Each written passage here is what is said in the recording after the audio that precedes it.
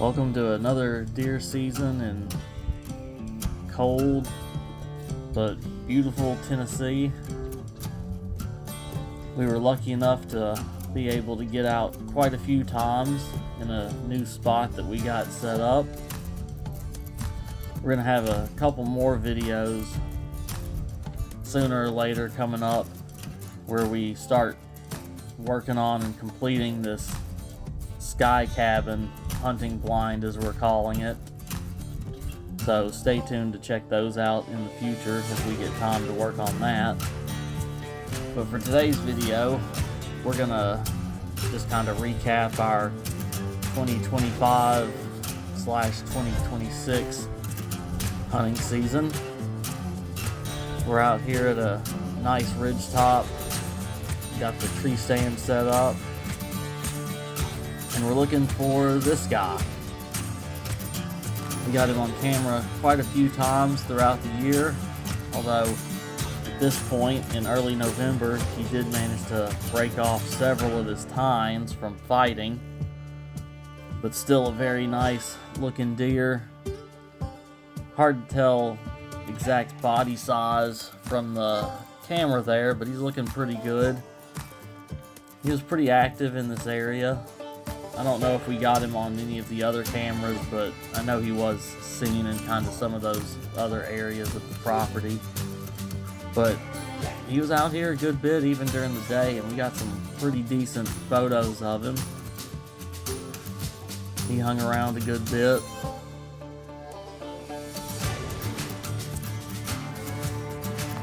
Sometimes with other ones, sometimes mostly by himself.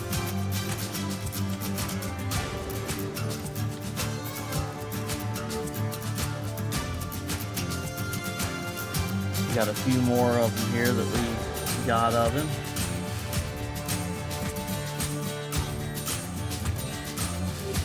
Not a super old deer, but not a crazy young deer.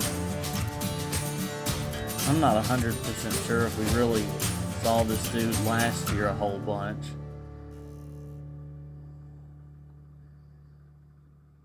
You can see several of these just kind of showing off his antlers there.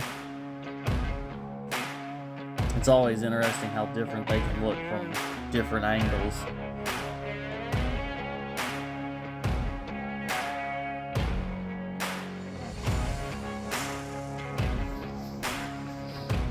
Nice, beautiful sunrise early in the morning.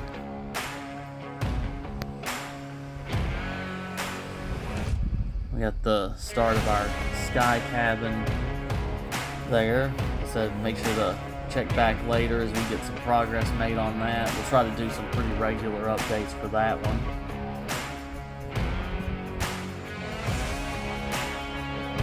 We got out one of the mornings and got into the stand, and then there he was about 100 or so yards out from us.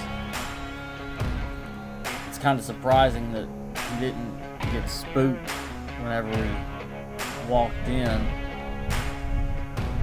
but he didn't seem to care a tremendous amount, and we ended up watching him for 30 to 45 minutes probably until he finally decided to kind of get up and move off. We haven't shot too many. I mean, this is only the second buck that we've taken. So people say with buck fever or whatever, it definitely does get your adrenaline pumping, and it's probably good that we sat and watched him for as long as it was, because you definitely get some of that initial excitement and shaking going on that could make it a little harder to land the shot as well as is needed. Ultimately though, once he ended up getting up to move around for the day, it was time to go ahead and get ready to put him back down for good. However, just goes to show the importance of making sure that you double check your ranges or whatever. We thought he was closer initially than he was, and so we actually shot high and missed the first shot there. And luckily he was confused and didn't run off or whatever, because here you go. And that's why we like a nice clean neck shot.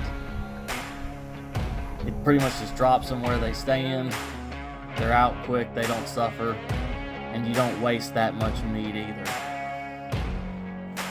Even though on a big guy like this, there is some amount of meat. Here's the entrance to the neck shot on this buck that we did today. The hole through the skin was basically just the size of the 223 bullet. I'm going to try to get this opened up, and that way maybe we can see what that VMAX did inside.